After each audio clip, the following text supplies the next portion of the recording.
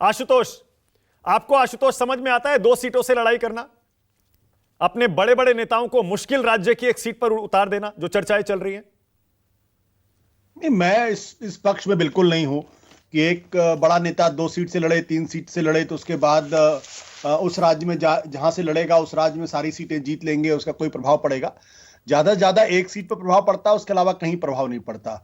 अब अगर कोई ममता बनर्जी को विधानसभा के चुनाव में सीख देता कि आप 3 जगह चुनाव लड़िए, तो वो तो जहां चुनाव लड़ी वहीं से चुनाव हार गई, उसका क्या मतलब निकाला जाए? या पुष्कर सिंह धामी जिन्होंने उत्तराखंड से चुनाव लड़ा, चुनाव हार गए मुख्यमंत्री के तौर पर। तो अब लेकिन चुनाव के पहले लोग कह सकते थे कि आप 2 जगह चुनाव लड़िए और दोनों जगह चुनाव का फायदा होगा। तो मैं इस थियरी को मानता ही नहीं।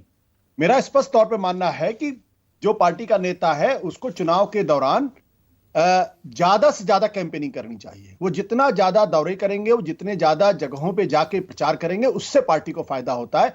अगर आप 2 जगह पे चुनाव लड़ेंगे तो आपको दोनों जगह कम से कम 2-2, 3-3 दिन तो लगाना पड़ेगा, जहां आपको कैंपेनिंग करनी पड़ेगी।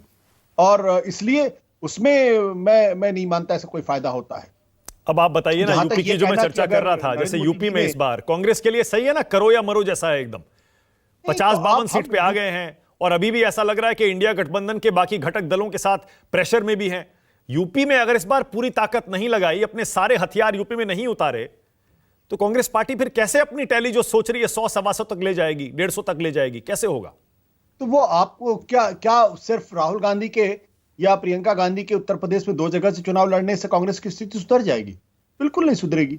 उसके लिए आपको साल भर कम से कम 5 साल, 7 साल, 10 साल आपको मेहनत करनी पड़ेगी, तब जाके कांग्रेस पार्टी की स्थिति सुधरेगी। मेरा तो स्पष्ट तौर पे मानना है कि कांग्रेस पार्टी को उत्तर प्रदेश के अंदर किसी तरीके की कोई मेहनत नहीं करनी चाहिए। वहां पे अखिलेश यादव और समाजवादी पार्टी के साथ अगर गठबंधन है तो उनके साथ रहना चाहिए और उसके साथ जितनी मेहनत हो सकती उतनी मेहनत करनी चाहिए।